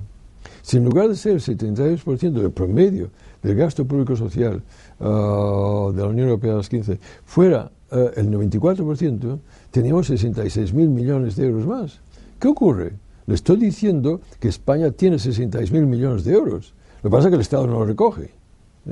Entonces, vayamos política por política, cuestionando esa imagen de que no hay alternativas. Claro que las hay. Miren ustedes, ¿por qué el gobierno Zapatero congela las pensiones para conseguir 1.200 millones de euros? Oiga, si usted revierte la bajada de impuestos de sucesiones que aprobó usted en el año 2006, si revierte de nuevo la rebajada de impuestos de sucesiones, usted podría conseguir 2.500 millones de euros. Y si recupera el impuesto de patrimonio, podría conseguir 2.200 millones de euros. Y si anula la rebajada de impuestos de las personas que ingresan más de 150.000 euros al año, conseguiría usted 2.300 millones de euros. ¿Y usted? ¿Por qué baja las pensiones y no hace esto? ¿O por qué, señor Rajoy, usted recorta 6.000 millones de euros a la sanidad, que se va a cargar la universidad, el sistema sanitario? ¿Y por qué no revierte usted los impuestos a las empresas que facturan más de 150 millones de euros al año y que representan menos del 0.12% de todas las empresas de este país? ¿Por qué usted no revierte la rebajada de impuestos que le he sido y con ello consigo 5.600 millones de euros? Oiga, ¿por qué usted, señor Rajoy, recorta 600 millones de euros para el servicio de dependencia? ¿Y por qué no anula los subsidios a la Iglesia Católica para dar clases de religión católica en las escuelas públicas? 600 millones. ¿Me explico? O sea que hay que romper con esa imagen de que no hay alternativas. Claro que está. Yo me paso 48 horas al día mirando presupuestos. Claro que las hay. ¿Por qué hace eso y no lo otro? Pues porque las pensiones afectan a los pensionistas, sanidad afecta a las clases populares, que tienen mucha menos influencia sobre el Estado que no aquellos grupos a los cuales se les tenía que haber aumentado los impuestos. Y estoy incluso hablando de revertir la bajada de impuestos. Porque claro, en la reforma fiscal del 2006 se hizo un enorme agujero fiscal de 20.000 millones de euros debido a aquellas rebajadas. Pues oiga, pues anule esas rebajadas. Solo anulando estas rebajadas, 20.000 millones. ¿Me explico? O sea que el argumento de que no hay alternativas es falso. Y el argumento de que no es sostenible este bienestar, que está por encima de nuestras posibilidades, es una frivolidad.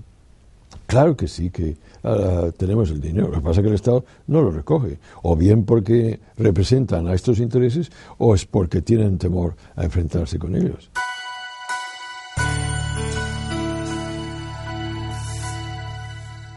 Salir a la calle. Mire usted. Lo peor que puede ocurrir es el sentido de que no se puede hacer nada. Mire usted. Y hay que recuperar la historia de nuestro país, que es muy olvidada. Franco murió en la cama, pero la dictadura murió en la calle. Del año 1974 a 1978, España tenía el mayor número de agitación social que se ha conocido en Europa, liderada por el movimiento obrero. ¿Me explico? Mire usted, independientemente de que usted esté de acuerdo o no, pero el hecho de que 1,5 millones de catalanes se salió a la calle ha tenido un impacto enorme en España. Oiga, si el día de la huelga general hay 8 millones de españoles en las calles, tiene impacto, le aseguro yo. ¿Me explico? No me negará que el 1,5 millones de catalanes ha tenido un enorme impacto en España. Pues mire, puede tener el mismo impacto si se dobla este número. ¿Lo ve? Muy bien. Pues vayan a la huelga general. Primera medida, como dije ayer, la deuda la va a pagar el guardia de la esquina. Se suspende todo pago de la deuda. Ahora bien, se toma la medida que ha tomado el presidente Correa en Ecuador. Ha dicho una auditoría a la deuda. Aquella deuda que tengamos como consecuencia de que se han hecho carreteras, yo qué sé, lo que se haya hecho, se paga. Pero cuidado, se paga con los plazos que yo diga y con la quita que yo imponga. Ahora, la deuda consecuencia de haber alimentado a los ladrones de la banca, que la paguen en dinero o la paguen con estancia en el puerto de Santa María o cualquier otro de los hoteles que tiene el Estado. No hay más salida. Claro, esto significa que la siguiente medida, y yo sé que ustedes van a tragar saliva, pero no la digo yo solo, están diciendo todos estos premios Nobel. Hay que salir del euro. El euro es una auténtica barbaridad. Compartir una moneda común con Alemania nos obliga a salirnos, o bien otra salida, que se vaya a Alemania. ¿Sí? No podemos estar dos economías en donde una está aprovechándose de la otra, gracias a su poder. Claro, esto no es fácil, esto es durísimo, esto es el 50% de la mesa de operaciones. Y a partir de ahí, empezar a hablar de medidas de urgencia. ¿Y cuáles son las medidas de urgencia? Pues hay medidas para que la gente retome la confianza, que vean que vamos a atravesar un periodo de tiempo difícil, pero que podemos salir. Salario mínimo, 1.000 euros, pensión mínima, 1.000 euros, nacionalización de la banca, nacionalización de los sectores estratégicos y una que la gente entiende muy bien. Cuando hace 2 o 3 años se pidió por parte de los agricultores, los que están en la huerta, sembrando y recogiendo las lechugas, las patatas, una cosita muy tonta. Queremos que cuando la patata, la lechuga o el tomate se venda en el mercado, que figure el precio que vale y el precio que se le pagó al agricultor. No quisieron. ¿Cómo van a querer? Lo cual demuestra con quién está el poder. ¿Por qué? Porque uno de los explotados es el agricultor. Entre que él cría la lechuga y se vende en el mercado, ha pasado por tantas manos. y casi todas, ninguna limpia, salvo excepciones. Salvo excepciones. Ahí, cuando se plantea en el programa que el Frente Cívico propone, saneamiento de los canales de comercialización, estamos hablando de esto, que la lechuga les cueste a ustedes y a mí más barata y que le cueste y que perciba más dinero el que la siembra, que es posible, acercando los dos extremos, el del productor y el del comprador, y saneando esos canales. Pero hay más, las medidas que el gas, la electricidad, los transportes pasen a ser de dominio público. Y hay más medidas, son 10 las que se han puesto, el famoso decálogo, la independencia del Estado y de la Iglesia, que no es el ataque a la Iglesia, es la independencia, tú por aquí y yo por aquí. Digan ustedes la misa que quieran, por supuesto, pero el dinero público, porque hay una cosa que se dice, que el otro día tuve que entrar a contestar en un debate, no, yo pago mis impuestos y de mi dinero le doy a la Iglesia lo que yo quiero, es mi libertad. No. Cuando el Estado te pone que pagues un impuesto, tu dinero no es tu dinero, es de todos. Y tú no puedes dar de los impuestos este dinero a la Iglesia, no. Cuando tú pagues al Estado, de tu bolsillo lo que te quede, dale a la Iglesia lo que quieras.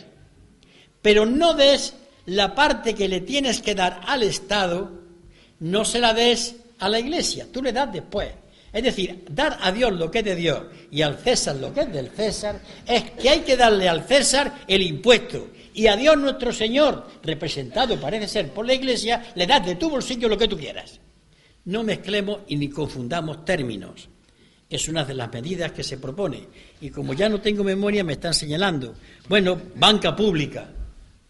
Si nacionalizamos la banca, es para que haya una banca pública. Pero ¿esto cómo puede ser? Pero si esto se propuso por parte de Izquierda Unida en el año 93, 94. ¿Y cómo se hace la banca pública? Yo decía entonces, miren ustedes, la Corporación Argentaria, el Instituto de Crédito Oficial, el Banco Exterior de España, las cajas postales.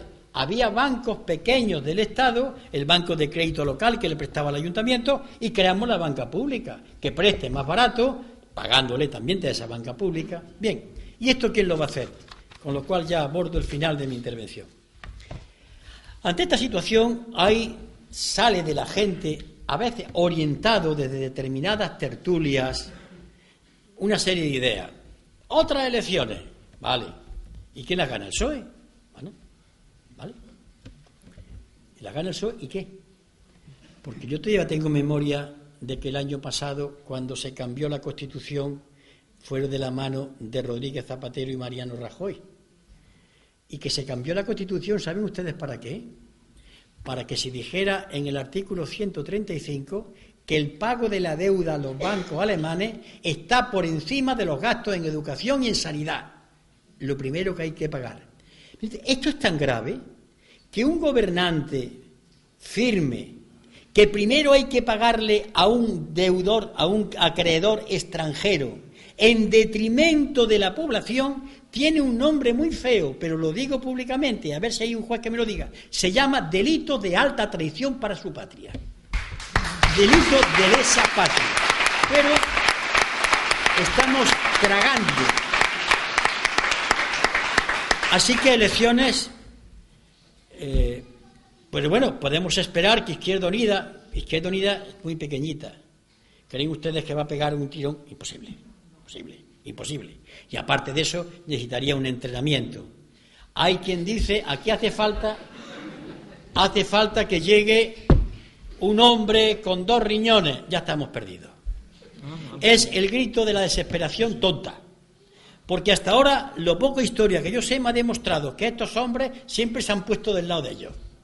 Franco, Pinochet, Mussolini, Hitler. Nunca he visto uno que se haya puesto del lado de los pobres. Siempre se ha puesto del lado de ellos. De modo que cuando alguien parado dice aquí hace falta un hombre con 2 riñones, está pidiendo, quiero un capataz que me dé más leña, que este me da todavía poca.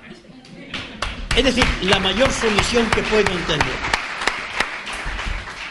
No queda nada más que una. Y no es fácil. De verdad que no es fácil. Pero estamos hablando en situación de desesperación. Estamos en las últimas.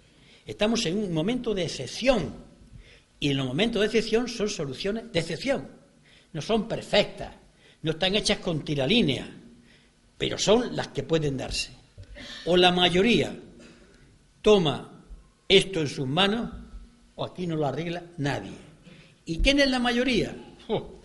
El 98% de la población. Son de la mayoría el parado. Son de la mayoría el padre del parado. Son de la mayoría el que cobra una miseria por trabajar 12 horas. Son de la mayoría la mujer que la echan del trabajo porque se queda embarazada. Son de la mayoría aquellos jubilados que cobran pensiones de miseria. Esa es la mayoría, el 98% de la población. ¡Qué bonito!, lo digo yo. Pero es que esa mayoría no está unida. Esa mayoría está dividida en voto, en idea. Hay quien dice, yo paso de todo, vale, hasta que vayan a por ti. Hay una parte de esa mayoría, que no es muy numerosa, pero es importante, que lo vemos siempre en todas las huelgas, las manifestaciones, donde hay miles de siglas de gente, el 15M, la Mesa de Héctor, Izquierda Unida, gente que se mueve, que cuando llenamos las calles y decimos que hay miles de personas, decimos, es importante, y los miles de personas que no están allí, ¿dónde están? Esos, por mucho que nos duela, por mucho que nos irrite, sin esos no podemos cambiar. Este es el problema de estos momentos. Conseguir que esa gente dé el paso. Y va a costar porque están acostumbrados a no pensar. Les da miedo pensar. Están en un país en donde la gente tiene valor para ponerse delante de un toro, pero le presentan un libro y sale huyendo, como alma que pide al demonio. Lo hemos heredado del siglo XIX y del XX. Bueno, pues con paciencia. Eso es lo que intenta el Frente Cívico. Desembarcar en esa población. Necesitamos en el mismo lugar de los liderazgos mucha organización. Tenemos que armar nuestras convergencias. Es decir, están naciendo 1000 reuniones, están naciendo 1000 espacios, están naciendo de las 1000 necesidades que tenemos. Tenemos que ir pensando sin prisas, sin prisas. Es el lema del 15M, vamos despacio porque vamos muy lejos, sin prisas pero sin pausas. Necesitamos ir organizando nuestras convergencias. Seguramente las mareas son importantes, pero no van a servir hasta que se conviertan en tsunamis. Necesitamos, fíjense ustedes, unas convergencias que consigan lo que dicen mis amigos, los chicos del maíz, que el miedo cambie de bando.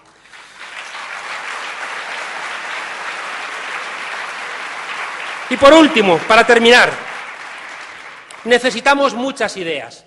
Y para tener ideas, lo primero que tenemos que hacer es atrevernos a experimentar. Una cosa que he aprendido en América Latina, lo decía Simón Rodríguez, el maestro de Simón Bolívar, le decía, inventamos o erramos. Estamos en un momento histórico donde se están cerrando muchas puertas, donde se están cerrando muchos caminos, y para empezar el viaje tenemos que atrevernos a inventar. Contaba mi maestro, Jesús Ibáñez, la historia de un monje zen que había dedicado toda su vida a enseñar a su discípulo a diferenciar entre lo que era verdad y lo que era mentira. Y llega el día de la última enseñanza y lo manda al salón de los pasos perdidos, le pone una vara de almendro en la cabeza y le dice, si me dices que esta vara es verdadera, te daré con ella en la cabeza. Si me dices que esta vara es falsa, te daré con ella en la cabeza. Y si me dices nada, es decir, si guardas silencio, te daré con ella en la cabeza. La única solución es que le quites la vara al maestro y le digas, ¿y si te doy yo a ti ahora con ella en la cabeza? Decía Jesús Ibáñez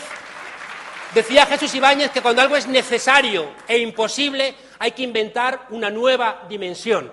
Y para inventar una nueva dimensión es que estamos aquí, en este Frente Cívico, con coraje para atrevernos a pensar. Necesitamos nuevos lugares, el centro, ¿qué es el centro? ¿Qué es ese no lugar? Es verdad que la Revolución Francesa nos enseñó a pelear por la libertad, que la Revolución Rusa nos enseñó a pelear por la igualdad, que después el Estado social juntó las dos cosas y se inventó ese no lugar que es el centro. Como alguien decía, nunca vamos a ver a nadie delante de un pelotón de fusilamiento gritando antes de que lo ejecuten, ¡viva el centro! Porque por ser de centro nadie te va a ejecutar. Tenemos que atrevernos a salir de esa trampa del centro y atrevernos a recuperar los espacios de las ideas.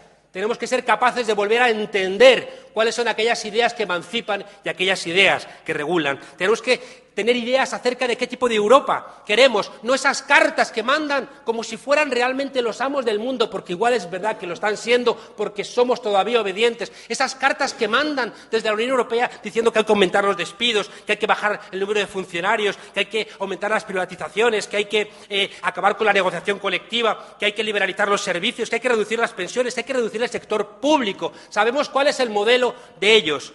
¿Nos atrevemos a tener el nuestro propio? Y fíjese, lo último, necesitamos ser corresponsables. Si alguien está esperando que del Frente Cívico o de cualquier otro tipo de organización salga una nueva red clientelar, olvídense. Si alguien está esperando que tiene que venir a un nuevo lugar de la política a que le den aquello que ya no le da ni el PSOE ni el PP, olvídense. Estaba hace 3 días con la gente de Syriza en Londres. Ellos decían que tuvieron el coraje de decirle a la gente: no somos el sucedáneo de los viejos partidos a los cuales queréis apoyar porque os daban cierto bienestar, desentendiéndoos de cómo le iba al resto del mundo, y que como ahora os han fallado queréis un sustituto. No somos ningún tipo de sustituto, somos vosotros mismos, y si no estáis dispuestos a que nosotros y vosotros seamos lo mismo, no vengáis aquí, entregaros a otros frescos claustros de la vieja política, porque aquí hace falta mucho más coraje. Nadie puede tomar decisiones por nosotros. Nadie puede tomar decisiones por nosotros. Ustedes se dirán, mucha tarea, ¿verdad? Pues sí. Ayer decía un poeta que ni la risa ni las lágrimas nos puedan volver mediocres. Por América Latina siempre en mis charlas termino contando una historia de un brasileño, de Betinho. El bosque arde, todos los animales huyen despavoridos, el fiero león, el rinoceronte, el hipopótamo, y de pronto el pequeño colibrí se para, se frena, va al río, toma una gota de agua con su pico y va hacia las llamas. Y los demás animales, avergonzados, le dicen: ¿a dónde vas, loco? ¿Qué crees, que vas a apagar el fuego tú solo? Y el pequeño colibrí dice: yo voy a hacer mi parte. Ojalá,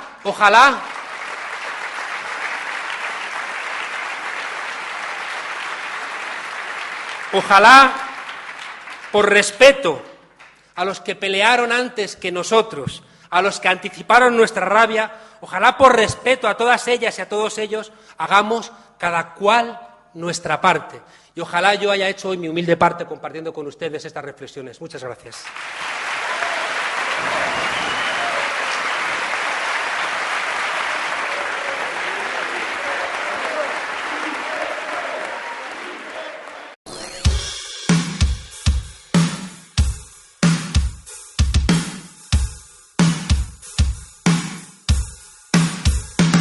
Siguen sangrando las venas del pueblo, siguen cerrando colegios, han convertido estar explotado en un privilegio. ¿El precio? Tu dignidad, no lo dudes, la gravedad se torna frágil aquí en el trapecio. Multitudes violadas, propatrañas, censura, la marca España un padre de familia, buscando en la basura. Cultura de pandereta y farla, futuro biólogo abandona la carrera, no puede pagarla. Otro debate, otra charla, otra mani, otro amigo, puñalada por la espalda, otro parado, otro desahucio, otro mendigo. Quiero mi vídeo con Ken Loach, quiero mi canción de Carla. Y mientras, otro bache, otro inmigrante sin tarjeta sanitaria muere por VIH o cáncer. Asesinato legal, doctrina, el Ministerio de Sanidad asesina. Nos han prohibido soñar, nos han atado a la butaca, pero el que siembra miseria recoge bombas lapa. Políticas policíacas, estado de excepción, ocultan sin vergüenza el número de placa. Gobierno cabrón, sociedad hipocondriaca. Levantémonos al grito de revolución. Compañeras, ya suenan las alarmas. Exigimos que el gobierno se disuelva y entregue las armas. El miedo va a cambiar de bando. El miedo va a cambiar de bando. El miedo va a cambiar de bando. No desesperes, sigue protestando. El miedo va a cambiar de bando. El miedo va a cambiar de bando. El miedo va a cambiar de bando. No desesperes, sigue protestando. Mamá, mamá, ¿qué hay hoy de comer? Y mamá ya no puede responder. No es Cuba, joder, es Occidente, donde el derecho a la vivienda es debajo de un puente, donde la muerte del inmigrante llega si es pobre, donde las leyes se instauran a golpes, donde la libertad no la deciden jueces, sino el dinero y la clase a la que perteneces, donde el joven español sueña con salir en Gandía Sor y ya no pelea, donde el trabajador asume su papel de esclavo Esquirol y admira a Mancio Ortega. La realidad golpea, por eso hay que intentar canalizar el odio del pueblo. Que tomen conciencia obrera, que sepan que el enemigo es de clase, no de raza o género. Y que el miedo lo siente el gobernante, él y el asesino de elefantes. Que noten en sus carnes que está llegando el día en el que el pueblo retome la soberanía. Quieran o no, va a suceder. Cuando la indiferencia sea odio, van a caer. Y si quieren volver, el sucio les espera. Resistiré con mi fusil como Allende en la moneda. El miedo va a cambiar de bando. El miedo va a cambiar de bando. El miedo va a cambiar de bando. No desesperes, sigue protestando. El miedo va a cambiar de bando. El miedo va a cambiar de bando. El miedo va a cambiar de bando. No desesperes, sigue protestando.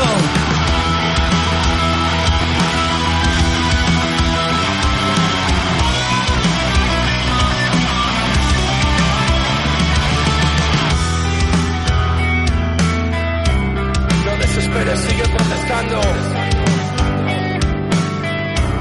No desesperes, sigue protestando. No desesperes, sigue protestando.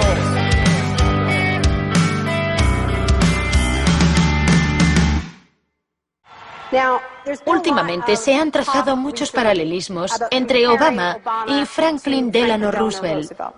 Así que hablaré un poco de este último. Les contaré una anécdota estupenda que podría ser inventada sobre cuando lo visitaban representantes de sindicatos u organizaciones progresistas y le proponían medidas nuevas y avanzadas para que las incluyese en el New Deal. Él los escuchaba con atención y al final decía: ahora salid ahí fuera y obligadme a hacerlo. Y ellos así lo hacían. En 1937, año clave para el New Deal, ¿saben cuántas huelgas se declararon en Estados Unidos? 4.740 huelgas que duraban un promedio de 20 días. ¿Saben cuántas huelgas hubo en 2007? 2. 21. En fin, la otra razón para recordar esta historia de la lucha social es que nos dice algo muy importante, algo que debemos recordar en estos momentos en que nos jugamos tanto. Nos enseña que si queremos políticas contra la crisis que hagan de este mundo un sitio más sano, justo y pacífico, tendremos que salir ahí fuera y obligarlos. Gracias.